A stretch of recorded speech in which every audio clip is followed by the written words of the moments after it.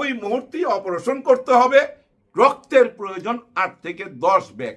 ওই নেতা এই মাসুম সাহেবের কাছে ফোন করছে যে ভাই আপনি তো সাংবাদিক, আমারে 8-10 ব্যাগ রক্ত জোগাড় করে দেন।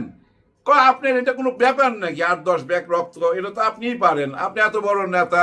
তখন ওই নেতা বলতেছে যে ভাই আমার টাকারও প্রবলেম নাই, রক্তেরও প্রবলেম নাই, ইচ্ছা করলে 1000 ব্যাগ রক্ত জোগাড় করতে পারি, কিন্তু আমার একটা বিশেষ রক্ত লাগবে। কি রক্ত? সেটা হচ্ছে ছাত্র শিবিরের রক্ত। অর্থাৎ ওনার ওয়াইফকে বাঁচাইবার জন্য ছাত্র শিবিরের রক্ত চায়। উনি কিন্তু ওনার ছাত্রলীগ থেকে রক্ত চায় নাই।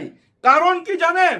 ছাত্র শিবিরের কোন ছেলে পেলের গায়ের রক্তের মধ্যে মাদক পাবেন না, গাঁজা পাবেন না, ইয়াবা পাবেন না, মদ পাবেন না, গ্যারান্টি ভাই পাবেন না। যার জন্য দেখেন আওয়ামী লীগের নেতা ছাত্রলীগের রক্ত চাচ্ছে না,